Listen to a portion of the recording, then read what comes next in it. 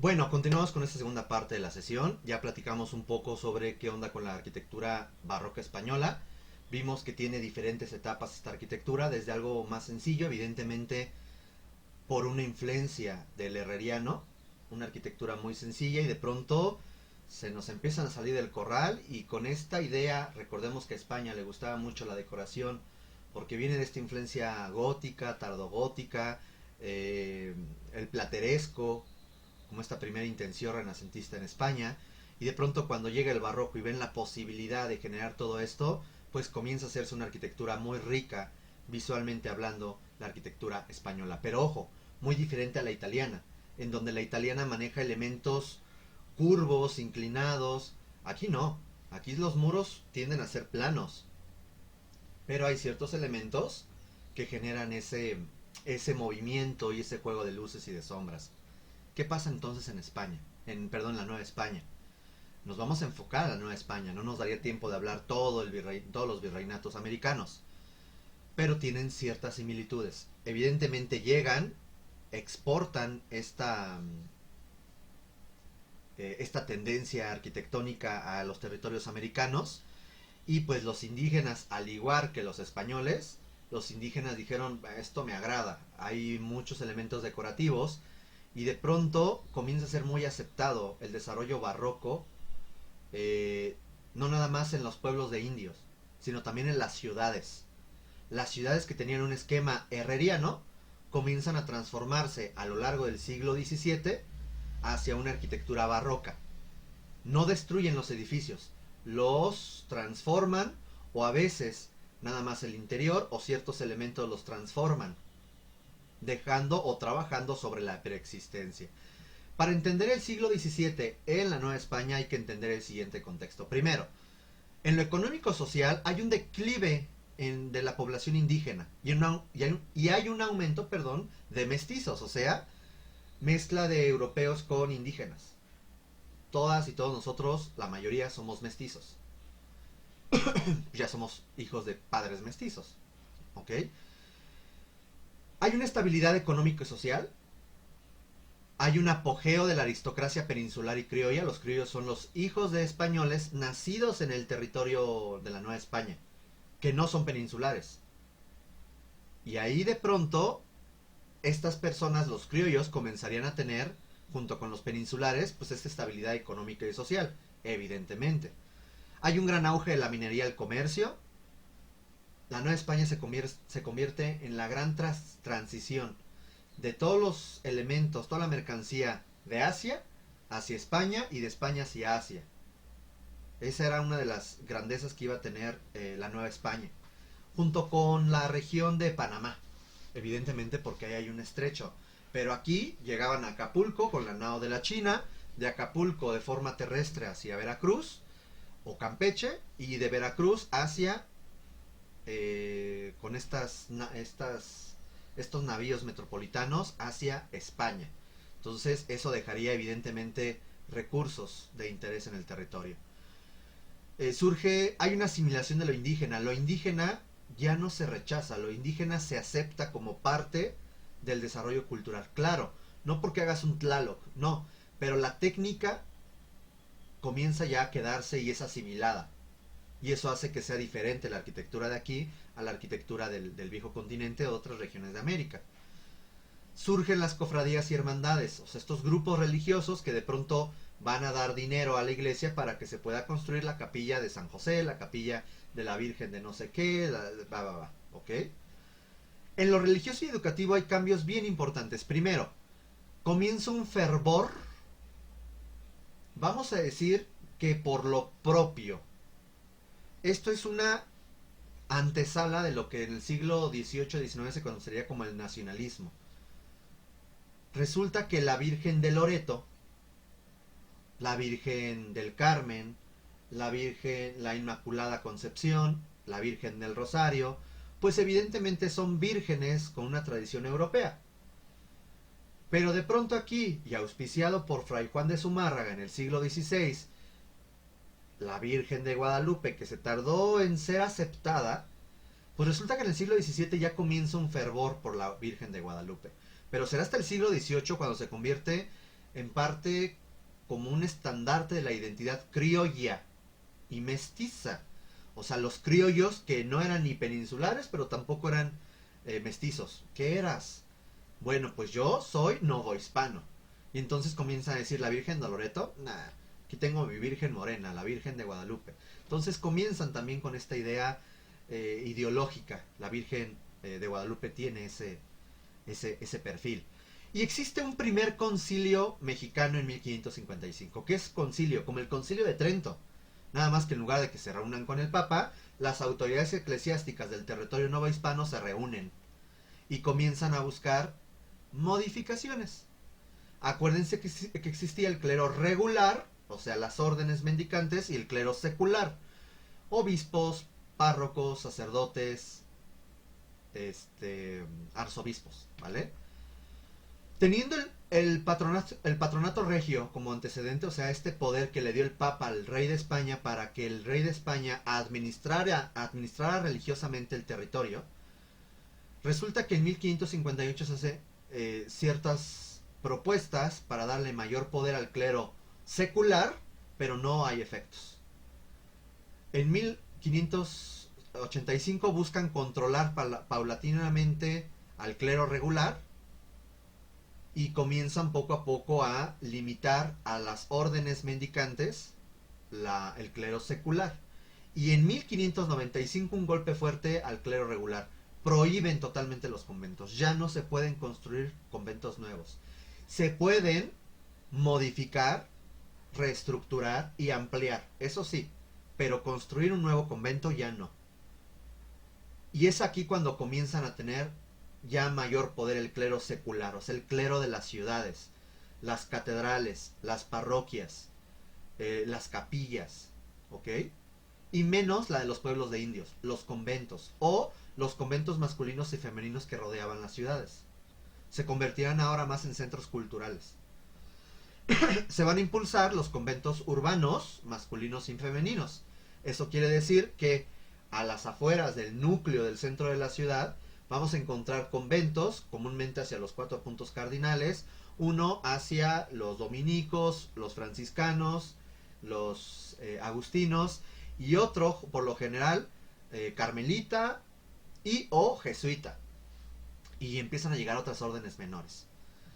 Se va a instalar la Compañía de Jesús, la Compañía de María, las Carmelitas Descalzas. Surgen las misiones. Resulta que los franciscanos y los jesuitas van a querer, pues, evangelizar el territorio al norte del país. Entonces dicen, oye, pero ¿cómo puedo evangelizar si no me permites construir conventos? Bueno, pues le dan una vuelta a la normatividad, ya saben, como todos futuros buenos mexicanos, y entonces dicen, entonces ahora vamos a permitir que se funden misiones. Una misión es algo así como un convento, pero que tiene un esquema diferente y una función similar.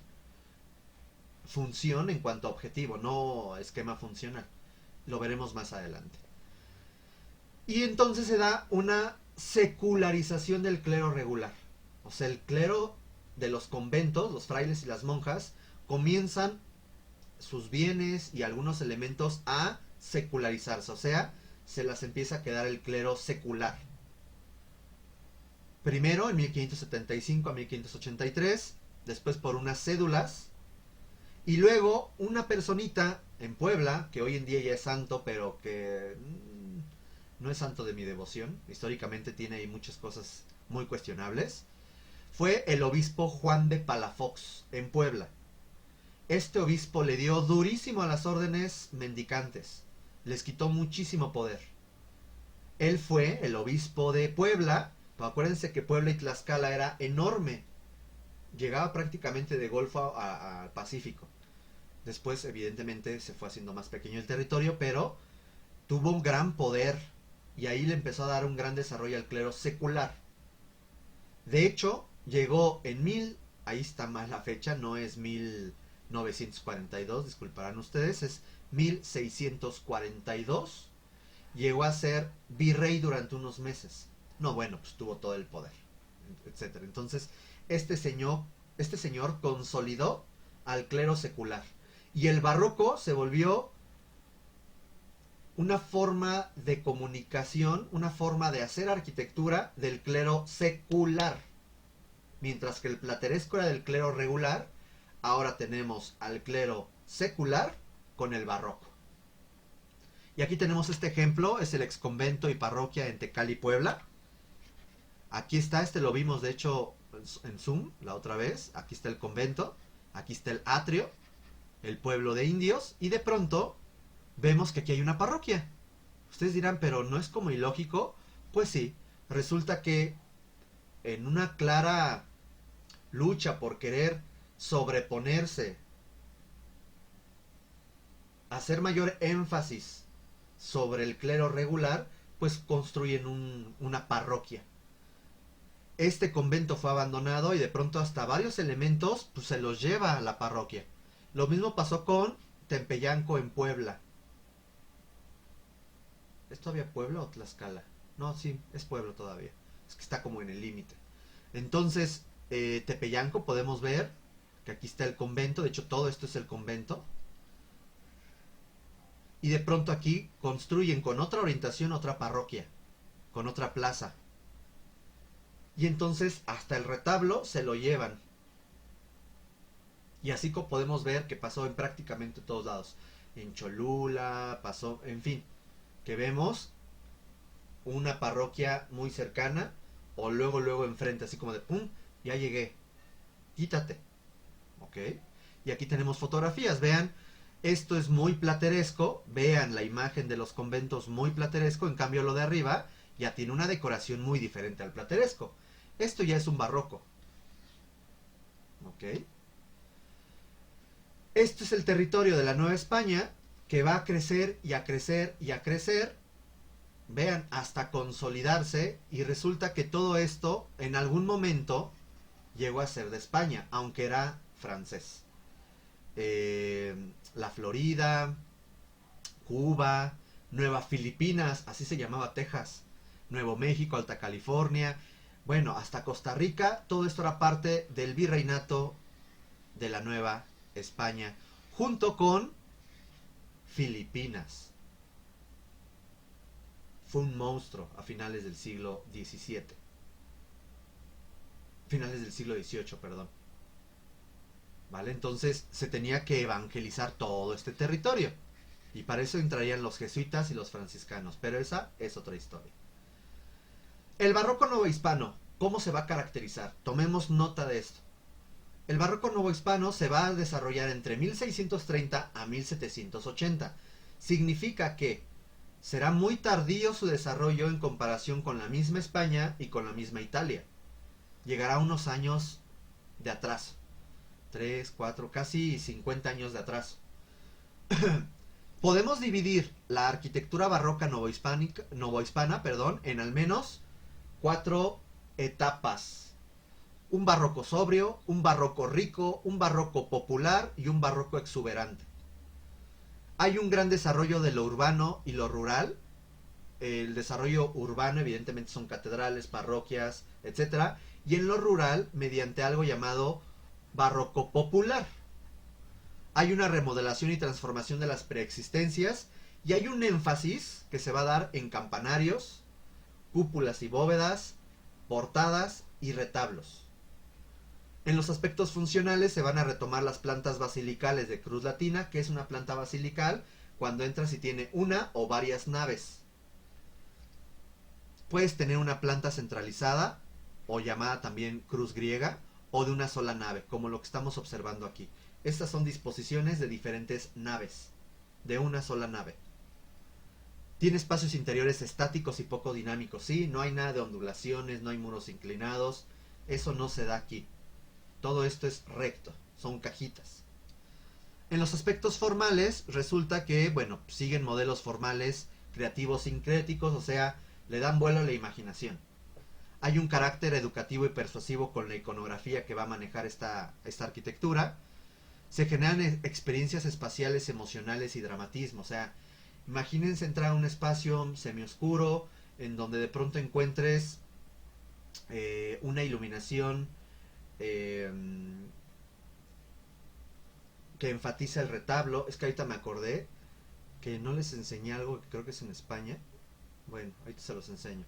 Eh, Te acercas a un retablo dorado con la luz de las velas que está palpitando y de pronto el incienso, de pronto la música, que son cantos. Híjole, pues seguramente ahí decías esto, estoy seguro que se movió tal santo.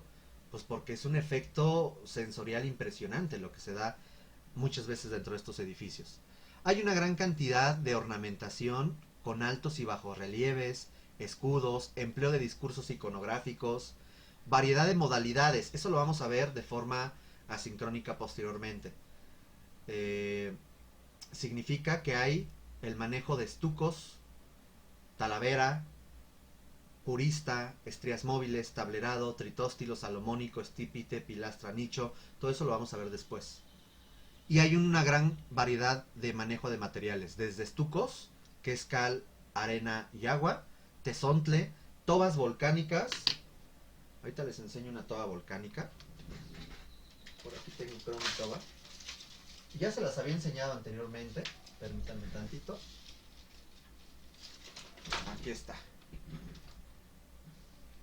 Una toba volcánica. Esto es arena de ceniza de volcán comprimida, compactada. Y vean cómo tiene pedacitos ahí de grava, de tezontle, etcétera. Esta piedra es muy fácil de tallar y es la que encontramos en las fachadas barrocas. Esto es el tezontle, que tiene, la toba volcánica, que tiene nombres como Piedra de los Remedios, Chiluca, etcétera. Luego, tenemos areniscas, tabiques, azulejos, etcétera. Muy general, nada más para que veamos. Aquí hay un ejemplo, esto es Tasco. Vean simplemente por dentro y por fuera la monumentalidad, el manejo de estos relieves, de estas texturas, y el manejo en el extra 2 de la cúpula de esa cerámica. Eso es algo que no se había visto, de hecho, anteriormente en la Nueva España. No se estaban manejando cúpulas. Las cúpulas son el gran desarrollo barroco en el territorio novohispano. Vean el intra 2 de esta cúpula, es la Capilla del Rosario en Puebla. La gran cantidad de decoración. Es una especie de relicario de la Virgen del Rosario, en donde tenemos diferentes elementos en el recorrido del mismo que nos evocan a las letanías de la Virgen. O tenemos un barroco popular. Mientras que este es académico, este es de un gremio, este es popular. Esto lo hace el pueblo. Tiene cierta similitud, sí, pero la técnica es diferente. Los retablos, aquí es bien importante y pongamos mucha atención. Vamos a identificar partes generales del retablo. Tenemos dos tipos de retablos. El retablo de San Bernardino de Siena en Xochimilco y que es el de Regina Coeli en la Ciudad de México. Si se fijan, uno es más decorado que el otro. Significa que uno tiende a ser un barroco exuberante, mientras que el otro tiende a ser un barroco sobrio. Si se fijan, el barroco sobrio tiene un lenguaje todavía clásico, pero la desproporción escultórica se hace evidente, así como el mismo desarrollo y énfasis de estos retablos.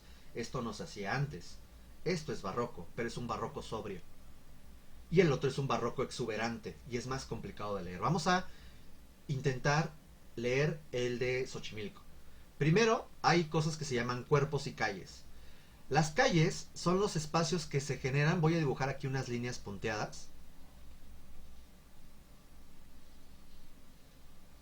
Nos está diciendo que todo esto es una calle. Aquí hay otra calle. Y aquí hay otra calle. Podríamos decir que de pronto los intercolumnios, o sea, donde están los nichos, el espacio entre columnas y columnas, podríamos atrevernos a señalarlo como otra calle. De ser así tendríamos 1, 2, 3, 4, 5, 6, 7 calles.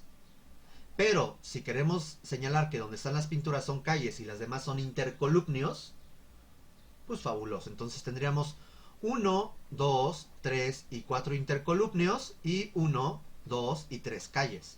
Como ustedes quieran, igual no pasa absolutamente nada. Lo importante es que, como si fuera un tablero de ajedrez, sepa identificar No decir, oye, ¿cómo se llama esa cosa que está arriba del santo? ¿Cuál santo? Es que no sé cómo se llama. Pues ya no llegamos a nada. Entonces la idea es que a partir de calles y entre calles, entre intercolumnios, perdón, puedan ustedes identificar estas referencias en el sentido vertical. Luego vienen los cuerpos. Los cuerpos son estos elementos que se van a distinguir porque siempre hay una moldura que va a diferenciar uno de otro. Por lo tanto, este es un cuerpo, otro cuerpo, otro cuerpo, otro cuerpo y el remate. Ahí está, intercolumnio, remate o ático. Se acabó. Ahorita les explico qué es la predela y qué es el banco. Luego, bueno, pues de una vez. Resulta que todo lo que es la base, vean, ahí se alcanza a percibir, toda la base del retablo, que por lo general siempre tiene decoración escultórica y que a veces sigue la misma idea de las calles, a eso se le llama banco o predela. Y la parte inferior a ese banco, que por lo general siempre tiende a no tener decoración o no tener una división de entre calles, se le llama sotobanco, o sea, lo que está abajo del banco. Punto. Luego viene un área de la imagen de la advocación, que es el espacio central, que es esta es la imagen de la advocación. A ver, vamos a borrar, ya tengo muchas cosas aquí, que ya ni entiendo. Ahí está.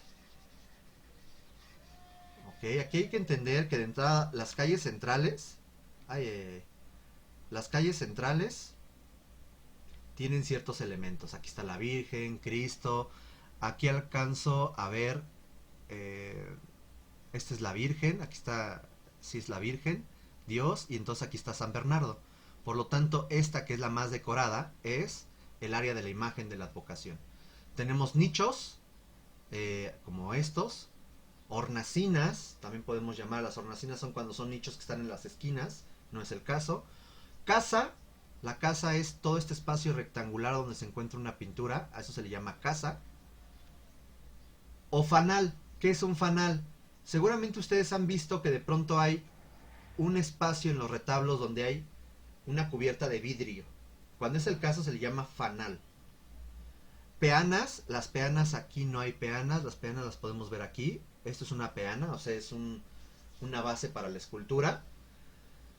El altar, que es esta mesa, y es lo más importante. Sin este altar, pues la iglesia no es iglesia. El sagrario. El sagrario es una puerta que se encuentra a un lado, en el cual se encuentra la ropa y, bueno, es el espacio en donde se guardan que el vino y las hostias y la ropa y la Biblia. Ese es el sagrario, ¿ok? Entonces, no, esa es la sacristía. Mil disculpas, la sacristía. El sagrario, perdón, es esta cajita que se encuentra aquí. Esa cajita es donde vas a guardar la copita del vino y la copita con el cuerpo y la sangre de Cristo. Perdón, ese es el sagrario. Lo otro es la sacristía. Por eso San está en la lista, ¿vale? Ahora, que se convierte complicado cuando quiero intentar leer el otro retablo. Porque resulta que ya no es tan claro. Por ejemplo, aquí hay una calle, evidentemente. Todo esto es un remate. Aquí hay otra calle, que es si se fijan es el intercolumnio. Están los cuerpos, que no son muy claros. Yo podría decir que nada más es un solo cuerpo. Un solo cuerpo. Y aquí es donde podríamos encontrar problemas. Yo he encontrado de que no hay una claridad en ubicar el banco y el sotobanco. A ver, el banco o predela es un elemento que tiene, es la base, pero tiene una continuidad compositiva. Yo me atrevo a señalar que es esto rojo, porque tiene una cualidad compositiva y una continuidad. En cambio el sotocoro no tiene esa continuidad, por lo tanto yo me atrevería a decir que ese sotobanco es este elemento. Hay quien dice que esto es la predela. Yo no coincido, porque no es un elemento continuo, sino es una parte que está funcionando como el arranque de las pilastras, pero no es la base de todo el retablo. Mi observación, ¿vale? Vamos a ir viendo nada más generalidades, vamos a profundizar esto con las modalidades más adelante. Vamos a entender, sin entrar a detalle de los edificios, nada más para que lo reconozcan visualmente. Primero, un barroco sobrio. Se desarrolla de finales del siglo XVI a la primera mitad del siglo XVII. Ustedes dirán, oye, pero me dijiste que en 1630 llega. Sí, pero comienzan a llegar algunas tendencias. Digamos que el herreriano comienza a mezclarse o a hacerse corrupto cada vez más y empieza a mezclarse con elementos barrocos, pero será hasta 1630 cuando hablamos ya de una claridad en el manejo del barroco. Y hasta mediados del siglo XVII, o sea, los años 1650. Sigue los cánones españoles con una marcada influencia italiana, o sea, el dramatismo, la monumentalidad escultórica, conserva las órdenes, está mal escrito, clásicas, pero altera sus proporciones, o sea, hay una desproporcionalidad en las órdenes clásicas. Se rompen los entablamentos, hay un juego de frontones semicirculares, no es el caso de aquí, y triangulares. Hay pilastras que tienen función decorativa exclusivamente, estas son pilastras, son solamente de decoración. Surge el tensoncle rostreado y el empleo de azulejos y ladrillos. Todo esto es un opus incertum. Nada más que hubo una moda en los 70s de quitarle los acabados a los edificios y ahora se ve como el músculo del edificio. Más adelante veremos algún ejemplo del tensontle rostreado. Es cuando cortas el tensontle como si fuera una loseta y la pegas en las fachadas. Tenemos cornisas voladas, no en demasía, o sea, estas son cornisas que están voladas. Puertas adinteladas o en arcos, aquí hay un arco, pero también puede ser plano. Manejo de balcones y vanos rectangulares, un vano que tiende a lo rectangular.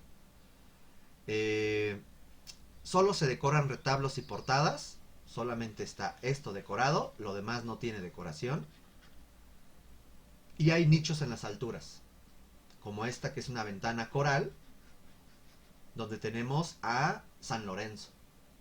Y bueno, ya alcanzamos a ver que hay una cúpula. Vamos a ver algunos ejemplos. La iglesia de Jesús María, vean la desproporción de las órdenes, se ve desproporcionado. Vean simplemente esto en relación con la persona, está desproporcionado. Pero ya esa desproporción nos indica que no es ni herreriano, pero tampoco es un barroco rico exuberante, es un barroco sobrio.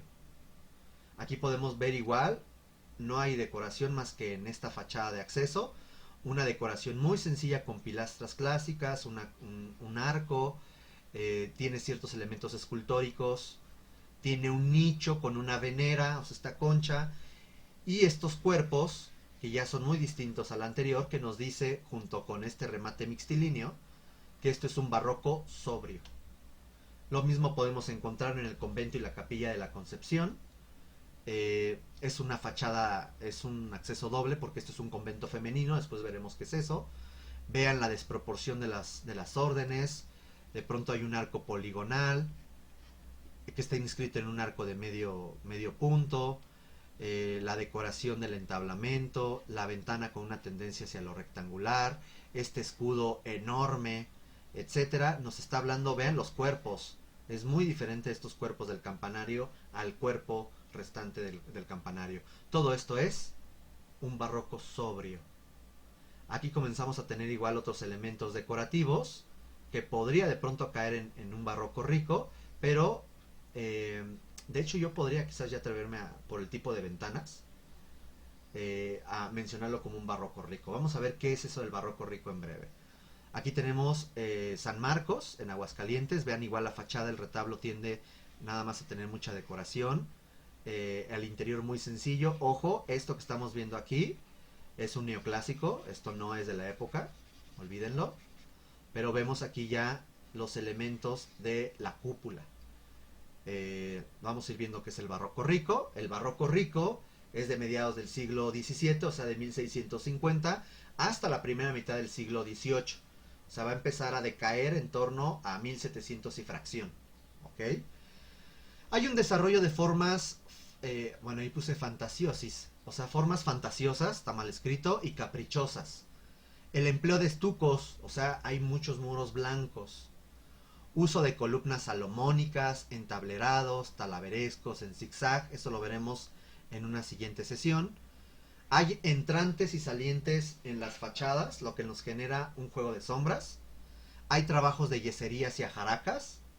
Estos son yeserías y ajaracas, que es una influencia mudéjar que llega aquí a la arquitectura.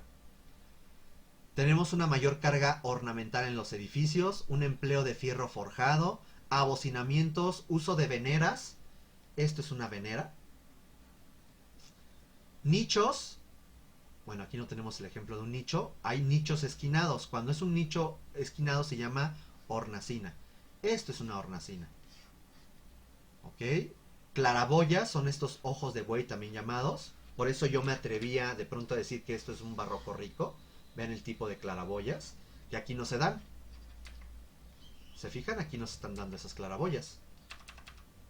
Por eso hay que tener, digamos que este ojo para poder identificar los elementos. Y el empleo de la imaginería. O sea, madera estufada. Perdón, por ahí en el video anterior dije estofado. No, estofado es la comida, por eso tuve la duda. Se llama estufada. ¿Ok? Vamos a ver aquí algunos ejemplos.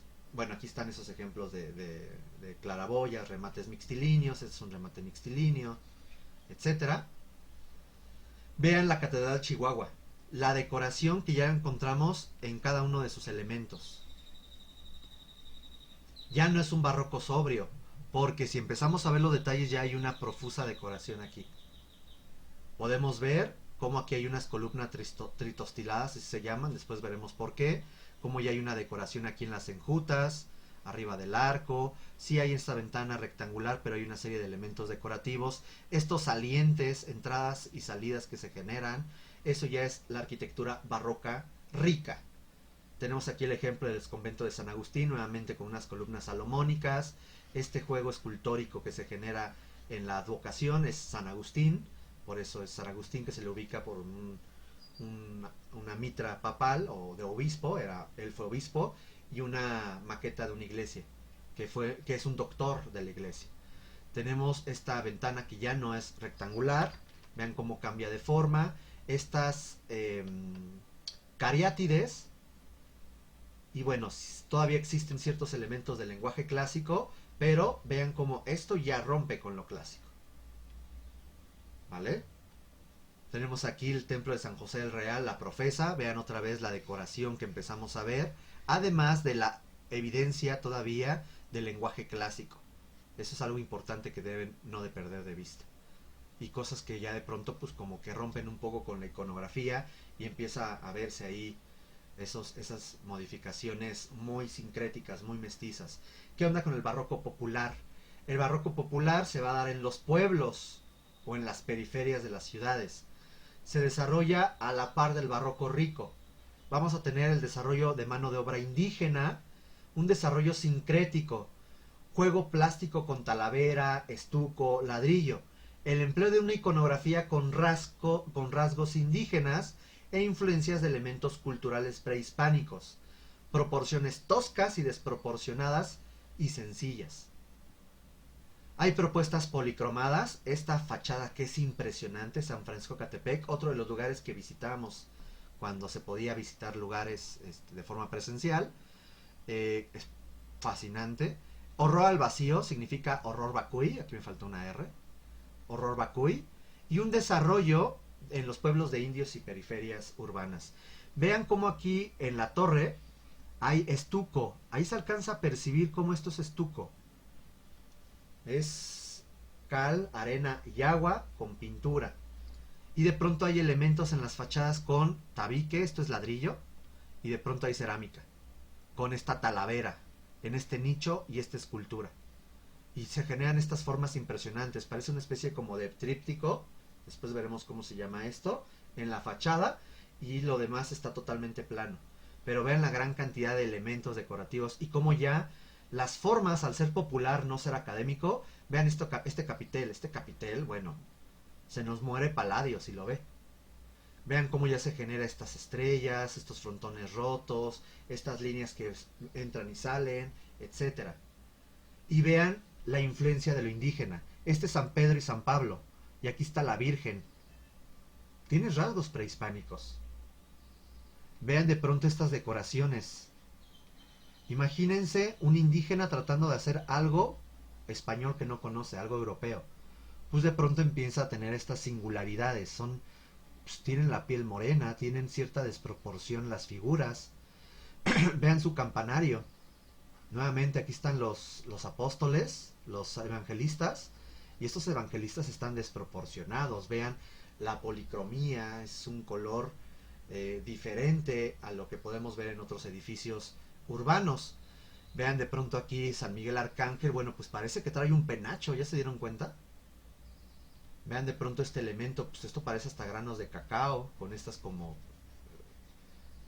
plumas, y este angelito que evidentemente no es muy europeo que digamos, ¿vale? Bueno, y finalmente, para concluir este video, el barroco exuberante. Este ya es un desarrollo en el siglo XVIII. Hay un error al vacío, una decoración, disculparán ustedes, una decoración sobrecargado que refleja fantasía, derroche, lujo e imaginación, un desarrollo del churrigueresco, el empleo del estípite, eso lo vamos a ver la siguiente sesión. Una amplia variedad de columnas y pilastras decorativas, uso de remates, florones, medallones, guirnaldas, ramos, cortinajes, cordones, bambalinas, angelotes, escudos, etc. Y una gran cantidad de efectos ilusorios ópticos con luz, sombras y pintura. Esto por tiempo lo vamos a platicar la siguiente sesión. Vamos a iniciar la siguiente sesión con este punto, así que atención para que después vean el siguiente video que se va a publicar de esto, ¿vale? Les agradezco mucho su atención, cuídense y hasta pronto. Bye bye.